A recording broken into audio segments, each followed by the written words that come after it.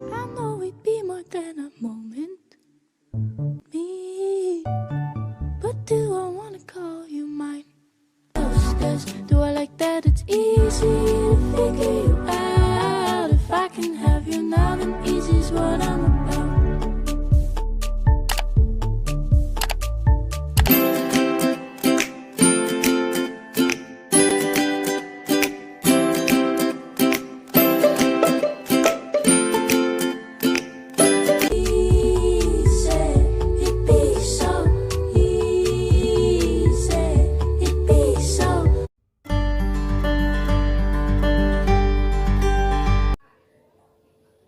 Assalamualaikum warahmatullahi wabarakatuh. Ketemu lagi dengan saya.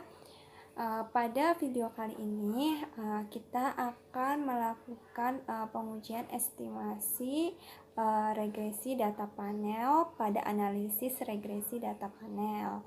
Nah, sebelumnya kita harus mengetahui apa sih analisis regresi data panel ini. Nah, analisis regresi data panel adalah gabungan antara cross section dan data time series, di mana unit cross section yang sama diukur pada waktu yang berbeda.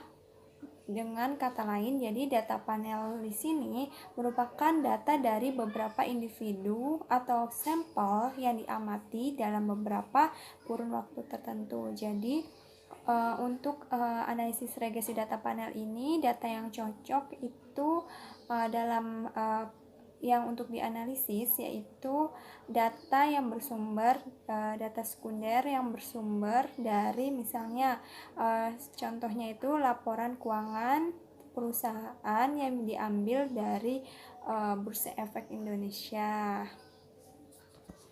Nah, pada analisis regresi data panel ini saya menggunakan program software eViews. Nah, program software eViews ini lebih tepat untuk menguji data dari beberapa sampel dan beberapa waktu. Minimal waktunya itu 3 tahun dari data panel tersebut.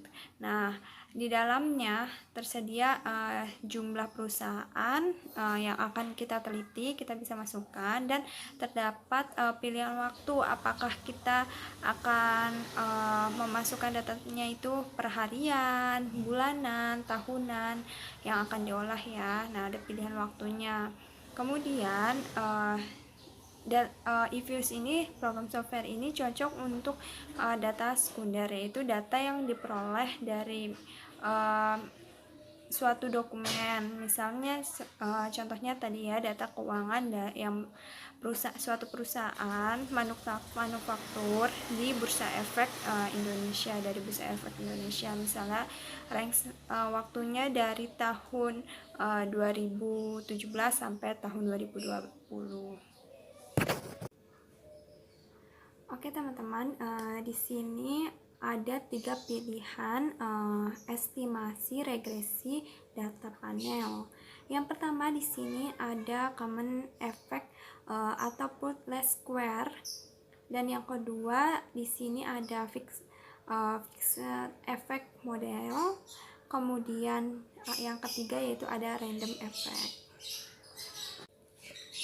Selanjutnya, nah yang pertama untuk model common effect itu adalah model atau metode estimasi paling dasar dalam regresi data panel ini, di mana tetap menggunakan prinsip ordinary least square atau kuadrat terkecil. Oleh karena itu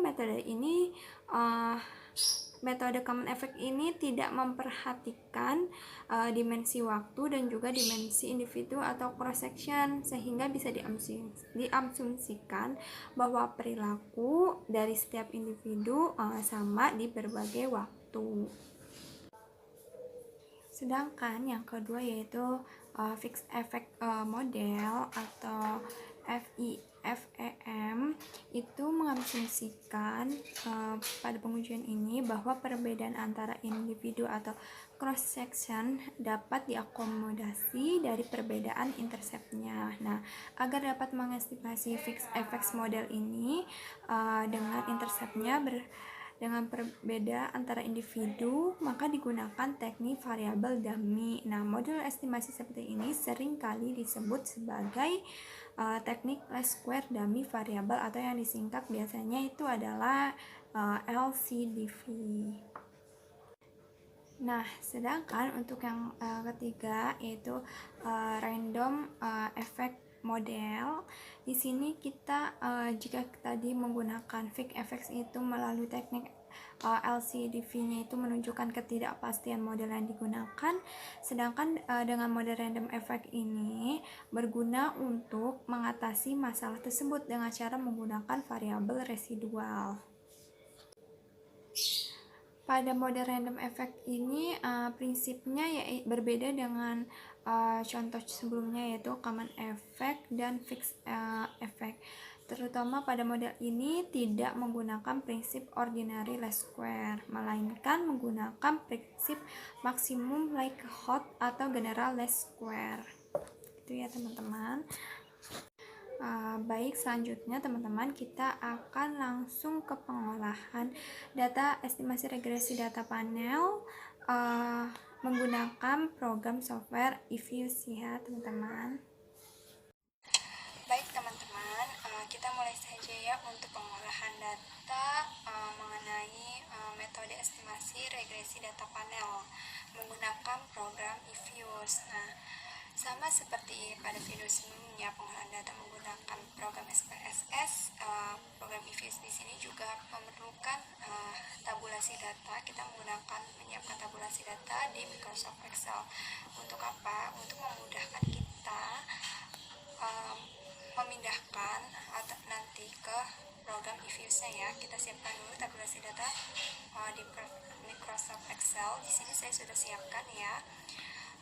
Nah, di sini saya akan mengolah data mengenai contoh judul penelitiannya yaitu pengaruh size, return on asset, debt to asset ratio, non-performing financing, dan penerbitan suku terhadap pengungkapan Islamic Social Reporting pada perbankan syariah di Indonesia untuk tahun 2012 sampai tahun 2016. Nah, di sini ada 9 sampel bank syariah di Indonesia ya, yaitu Bank BCA Syariah, Bank BNI Syariah, Bank BRI Syariah, Bank Syariah Bukopin, Bank Syariah Mega Indonesia, Bank Muamalat Indonesia, Bank Panin Syariah, Bank Aceh Syariah, sampai yang terakhir Bank Syariah Mandiri.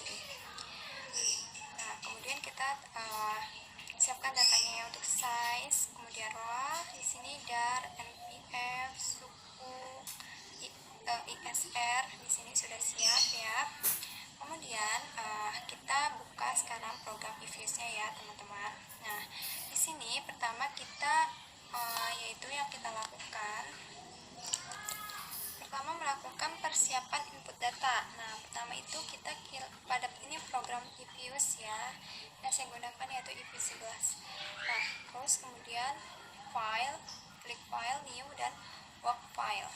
Nah, di sini kita bisa lihat ya teman-teman, di sini pada layar work file create. Di sini untuk work file struktur tipenya kita ganti ke balance panel. Kemudian frekuensinya tetap annual. Untuk start date-nya ini yaitu awal tahun yang kita akan teliti 2012, kemudian end-nya itu 2016. Ya, kemudian di sini number of cross sectionnya yaitu 9 ini yaitu dari jumlah sampel perbankan bank yang ada di Indonesia ya. WF-nya kita kasih nama saja data panel. Baik teman-teman, kemudian kita klik OK.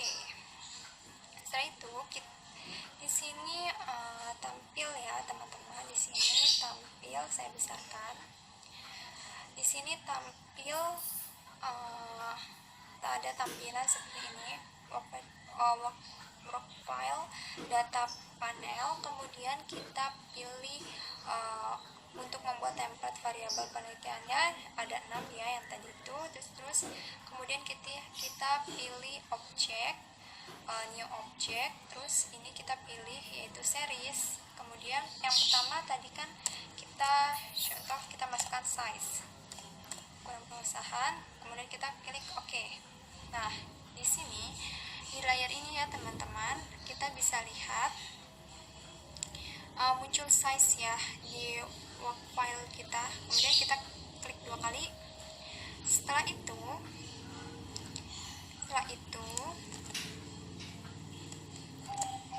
itu kita pilih di sini ada edit plus garis miring minus plus minus. Kemudian setelah tampilannya begini ya teman-teman, kemudian kita buka file yang tabulasi tadi di Excelnya. Nah, di sini size yang ini kita kita copy paste yang ininya aja ya, dari yang pertama sampai yang terakhir. Oke, kemudian kita copy, terus kita pindahkan ke program eViews-nya ya teman-teman. Sini kita pindahkan, paste. Nah, tampilannya jadi begini ya teman-teman. Kita geser ke bawah. Yang tadi data dari size yang ada pada Microsoft Excel sudah saya pindahkan ke eViews-nya. Oke teman-teman, lakukan untuk objek-objek berikutnya lagi ya. Nih, caranya sama, objek, kemudian selanjutnya masih sama ya teman-teman. Caranya yaitu tadi sama objek, kemudian new object, kemudian pilihannya series, kita ganti yang kedua itu tadi yang kedua itu row ya teman-teman, kita ganti row. Oke, kemudian klik OK. Di sini kita klik 2 kali, kemudian ada tampilan seperti ini, data panelnya keluar.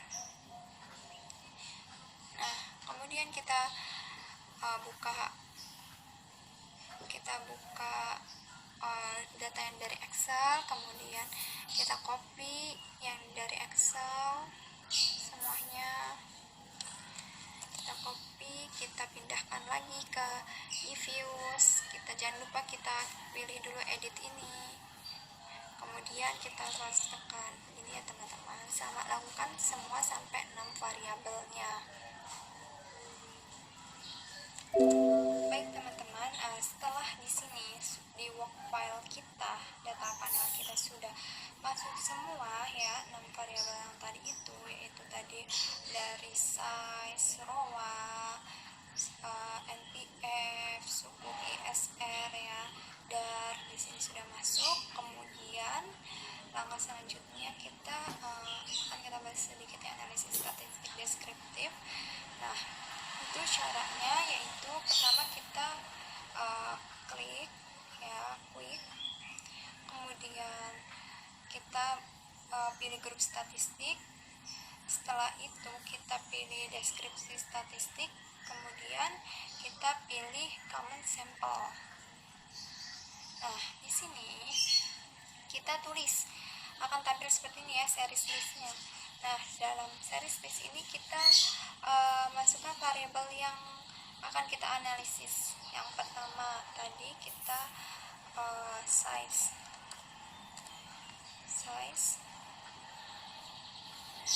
kemudian bisa juga kita masukkan ISR dulu, ISR, bisa masuk ISR, kemudian size, kemudian row, kemudian dar, kemudian NPF, kemudian suku. Nah, udah ISR, size, row. Baik, setelah itu teman-teman, setelah ISR, size, row, dan NPF, suku ini variabel. Baik teman-teman, di sini kita setelah kita klik OK, di sini kita muncul outputnya sebagai berikut ya, yang kita lihat di sini. Nah, kita akan membahas sedikit statistik deskriptif di sini. Nah, di sini kita dilihat untuk min ini kan rata-rata data yang diperoleh dengan menjumlahkan seluruh data dan membaginya dengan cerca data. Nah, di sini itu terlihat ya, nilai min terbesar diperoleh dari variabel size yaitu 16 sekian, sedangkan min yang terkecil itu dari variabel ROA dari 0,0 sekian 113 ini. Kemudian untuk nilai median ini adalah nilai tengah atau rata-rata dua nilai tengah bila datanya genap, bila diurutkan dari data yang terkecil hingga yang terbesar. Nah, dari nilai terbesar median di sini yaitu diperoleh dari variabel size juga ya, variabel size 16 sekian. Kemudian sementara nilai variabel sukuknya itu yang adalah median yang terkecil yaitu 0,0000. Untuk maksimum di sini nilai yang paling besar ya dari datanya. Nah, nilai paling besar di sini juga diperoleh dari variabel size, sedangkan minimum terkecilnya juga sementara minimum terkecilnya di sini dari variabel ROA. Kemudian untuk minimum ya ada nilai paling kecil dari data. Dari minimum dari data di sini yang terbesar tetap di size, variabel size, yang terkecil di sini yaitu adalah variabel suku 0,000. Kemudian untuk standar deviasi di sini adalah ukuran dispersi atau penyebaran data. Nah, yang terbesar di sini diperoleh oleh variabel size ya. Standar deviasinya 1, sekian. Kemudian yang terkecilnya di sini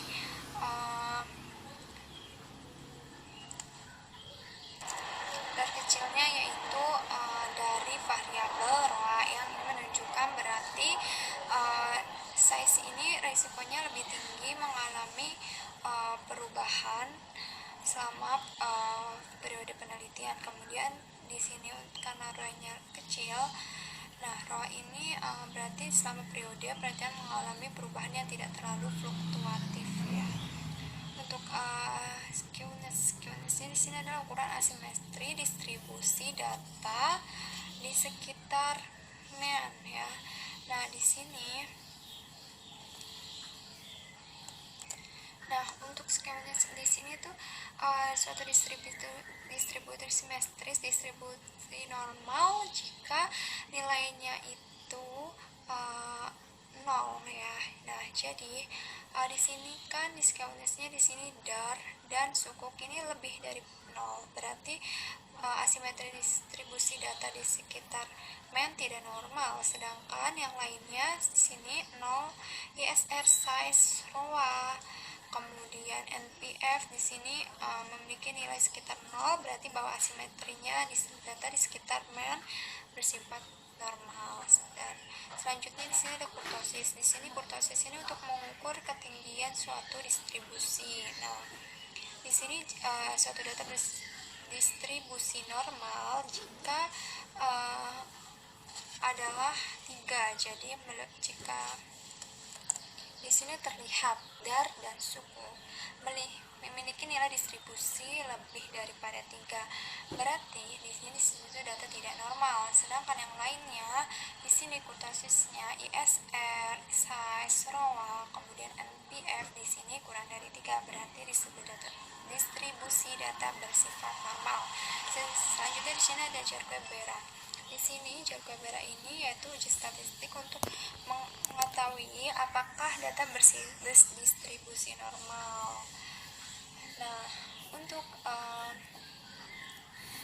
selanjutnya di sini ada probability, yaitu menunjukkan kemungkinan nilai Jorge-Bera-nya ini melebihi dalam nilai absolut, nilai terobservasi di bawah hipotesis 0. Di sini untuk normal atau tidaknya pada pengujian analisis statistik deskriptif ini tidak membuat suatu penelitian gagal untuk pengukuran. Jadi analisis statistik deskriptif ini digunakan hanya untuk melihat gambaran data yang akan diteliti saja. Jadi tidak akan menggagalkan suatu penelitian untuk dilakukan ya.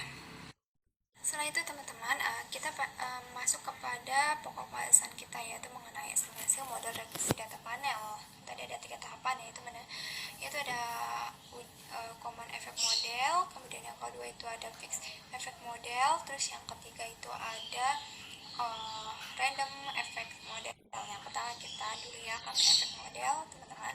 Pertama kita pilih click quick, kemudian kita pilih estimate equation, kita klik aja. Kemudian di sini ada specification. Pada kolom specification kita tulis variabel yang akan kita teliti, ISR, kemudian C, size, ROA,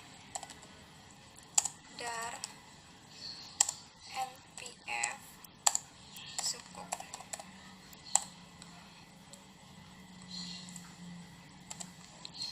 Nah, di sini maksudnya itu ini variabel y-nya, ISR-nya terhadap size, variabel independennya, size, ROA, DAR, NPF, dan sukunya. Kemudian di estimated settingnya di sini LS, square, LS dan AR ya. Tahunnya tadi 2016, 2012 sampai 2016. Kemudian kita ke klik panel option. Di sini tetap noun, cross sectionnya, period and nouns, weight-nya tetap. Di sini ordinary untuk covariance methodnya. Kemudian klik OK. Nah, di sini teman-teman kita bisa lihat ya tampilan outputnya dari tadi common effect model. Baik teman-teman, di sini kita telah disajikan output dari pengolahan ini model common effect ya. Nah, di sini kita bisa melihat hasilnya, yaitu di sini kita akan membaca hasil outputnya ya. Di sini sampelnya yaitu tadi ya, kita akan menggunakan tahun data keuangan perbankan syariah di Indonesia dari tahun 2012 sampai tahun 2016 sampelnya. Nah, untuk period include-nya ini berarti rentannya dari 2012, 13, 14, 15, 16 itu yaitu 5 tahun. Jadi merupakan jumlah periode yang runtut dan dilibatkan dalam analisis ini. Kemudian untuk cross section include-nya di sini 9. Ini artinya yaitu jumlah tadi sampel perbankan yang dijadikan sampel. Tadi kan ada bank syariah yang ada di Indonesia ada 9 ya. Kemudian di sini ada total panel balance observasi. Ini yaitu jumlah observasi yang dilibatkan dalam analisis. Jadi jumlah waktu tahun di sini yang digunakan pada setiap bank, kemudian dihitung setiap panel di sini sama ataupun konstan, sehingga perhitungannya nih 9 dikali 5, jadi menghasilkan 45 total panel balance observation. Selanjutnya teman-teman, di sini untuk kolom variabel adalah daftar variabel di mana dalam contoh regresi data ini data panel ini menggunakan Y sebagai variabel respon, kemudian X1 X2 nya maksud saya di sini ada size, ROA, DAR, NPF sukuknya di sini itu adalah variabel prediktor, kemudian C ini adalah sebagai residual atau error dari persamaan regresi data panel.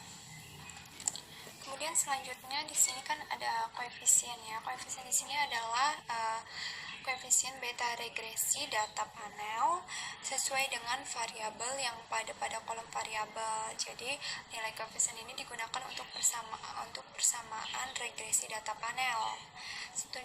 Kemudian standar error di sini dinilai dari koefisien pada kolom koefisien ya. Nah, kemudian di sini T statistik adalah nilai T parsial data panel sesuai per variabel pada kolom variabel menunjukkan. Jadi di sini T statistik ini untuk menunjukkan pengaruh parsial variabel prediktor terhadap variabel respon di dalam metode regresi data panel. Kemudian di sini ada probability. Prob di sini yaitu maksud saya di sini prob di sini adalah nilai P value atau tingkat signifikan dari T parsial di kolom T statistik sini. Kemudian di sini artinya jika nilai P value kurang dari batas kritis itu misalnya 0,05, maka jawaban hipotesis yaitu menerima H1 atau berarti variabel prediktornya yang bersangkutan memiliki pengaruh yang bermakna terhadap variabel respon secara statistik. Gitu ya teman-teman. Selanjutnya di sini jawaban hipotesis regresi data panel model common effect ini kita lihat dari R-square ya di sini. Nah, di sini adalah besar R-square ini berfungsi untuk mengetahui besarnya pengaruh atau kemampuan variabel prediktor secara stimulan dalam menjelaskan variabel respon.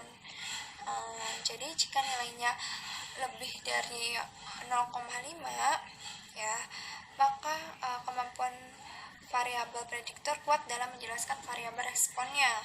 Sedangkan sebaliknya, jika kurang dari 0,5, maka kemampuan variabel prediktor tidak kuat dalam menjelaskan variabel responnya. Nah,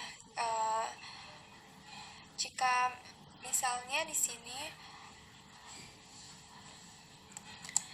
namun pada data di sini yang kita olah, di sini R-squared-nya menunjukkan kurang dari 0,5 yaitu 0,4 sekian ya. Jadi artinya ini kemampuan variabel prediktornya tidak kuat dalam menjelaskan variabel responnya. Selanjutnya di sini kita lihat di adjust R-square ya. Di sini untuk mengetahui besarnya pengaruh atau kemampuan variabel prediktor secara stimulan dalam menjelaskan variabel responnya dengan memperhatikan standar errornya. Penjelasan R-square ini namun nilainya telah terkoreksi dengan standar error ya. Kemudian selanjutnya kita lihat F statistiknya di sini. Nah, F statistik di sini untuk nilai uji F ini merupakan uji stimulan dari regresi data panel. Nah, nilai F ini menunjukkan tingkatan signifikan pengaruh variabel prediktor terhadap variabel respon. Untuk menggunakan nilai F ini haruslah dibandingkan dengan F tabel ya. Untuk bisa memudahkan bisa langsung melihat nilai probnya ya pada F statistik. Kemudian di sini kan setelah F statistik kita melihat prob F statistik. Nah, prob F statistik ini adalah P value uji yang merupakan tingkat signifikan dari nilai F. Nah, yaitu untuk menilai pengaruh stimulan variabel prediktor terhadap variabel respon apakah bermakna secara statistik atau tidak. Jika nilai P value ini kurang dari 0,05 maka menerima H1 atau yang artinya pengaruh stimulan variabel prediktor terhadap variabel respon terbukti bermakna secara statistik. Untuk sebaliknya jika lebih ya dari 0,05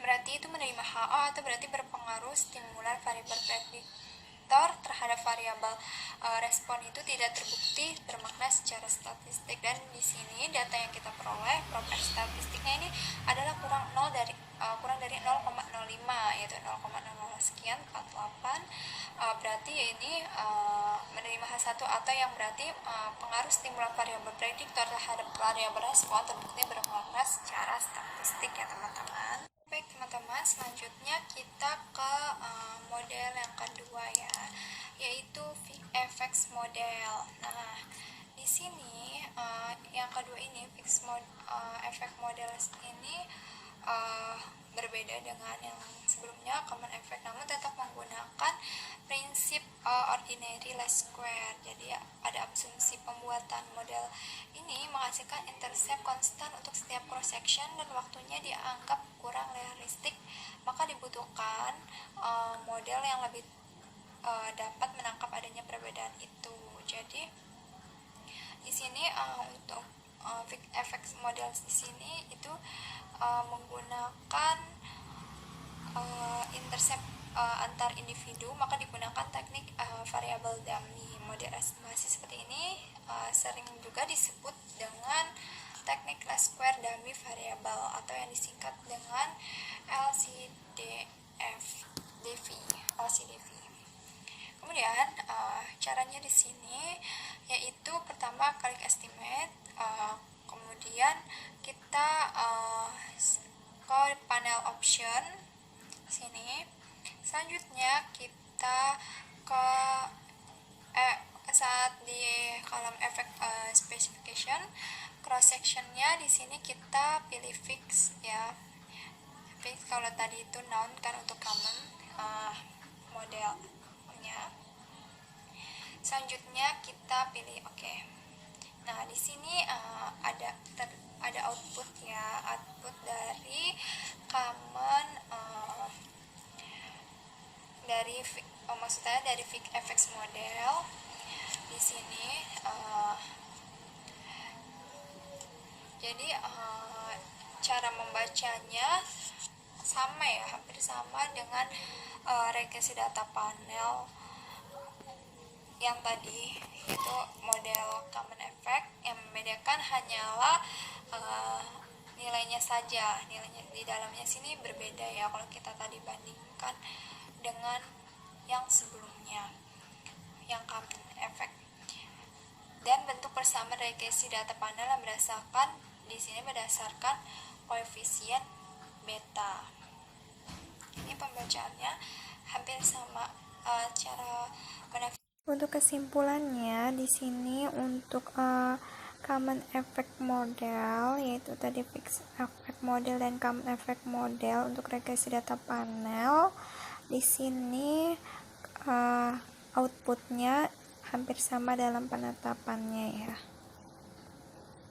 Kemudian yang ketiga, yang terakhir, yaitu random effect model atau RAM. Nah, pada prinsip model random effect ini berbeda dengan common effect yang sebelumnya dan fixed effect ya. Terutama pada model ini tidak menggunakan prinsip ordinary least square, melainkan menggunakan prinsip maksimum likelihood atau general least square. Nah, di sini caranya sama ya, kita pilih estimate, kemudian pada panel kita sama semuanya specification-nya, pada pilihan panel option-nya di sini kita pilih random, kemudian periodenya sama known, kemudian weeks-nya nggak usah, covariance-nya method ordinary sama. Kemudian setelah itu klik OK. Nah,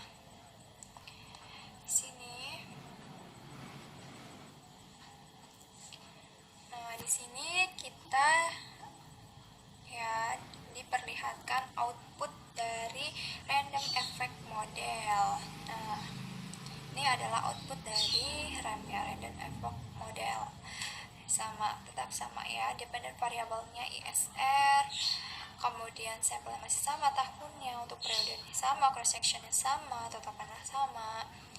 Nah, Nah, untuk cara membacanya, outputnya itu pada random effect ini tidak jauh beda dengan keduanya yang sebelumnya, yaitu common effect ataupun fixed effect. Hanya saja dalam EViews ini kita untuk outputnya melihat dua output, yaitu wake statistik dan unwake statistik di sini ya. Kemudian ya perbedaannya hanya ada di situ ya. Di sini ada wake statistik dan unwake statistik. Kemudian jika kita menggunakan tadi fixed effects melalui teknik LCDF akan menunjukkan ketidakpastian model yang digunakan. Dan jika menggunakan model random effect ini berguna untuk mengatasi masalah tersebut dengan cara menggunakan variabel residual. Nah, pada model ini ya, model random effect ini residual mungkin saling berhubungan antara waktu, antar individu atau cross section. Jadi oleh karena itu model ini mengasumsikan bahwa ada perbedaan intercept untuk setiap individu dan intercept tersebut merupakan variabel random. Nah, maka pada model random effect ini terdapat dua komponen residual ya. Yang pertama yaitu residual secara menyeluruh, di mana residual tersebut merupakan kombinasi dari cross section dan time series, sedangkan residual yang kedua adalah residual secara individual yang merupakan karakteristik random dari observasi unit unit ke I dan tetap sepanjang waktu. Ya begitu teman-teman. Jadi cara membacanya yang tadi itu hampir sama ya, ketiganya itu cara membaca outputnya hampir sama dengan ketiganya ini hampir sama dengan dari common effect model, fixed effect model, kemudian random effect model. Di sini output pembacaannya untuk hasilnya itu hampir sama ya, yang seperti pertama tadi. Hanya saja ada perbedaan di output data yang dihasilkan ya antar ketiganya, memberikan angka yang berbeda. Namun untuk kesimpulan dari R square-nya, untuk ajusan R square-nya itu ketetapannya, dan F statistik maupun prop F statistik ketetapannya hampir sama ya untuk ketiganya. Yaitu begitu teman-teman untuk tutorial mengenai pengolahan data, estimasi rekursi data panel dengan 3 model, yaitu yang tadi pertama common effect model, kemudian yang kedua yaitu fixed effect model, yang ketiga yaitu random effect model, dan cara membaca output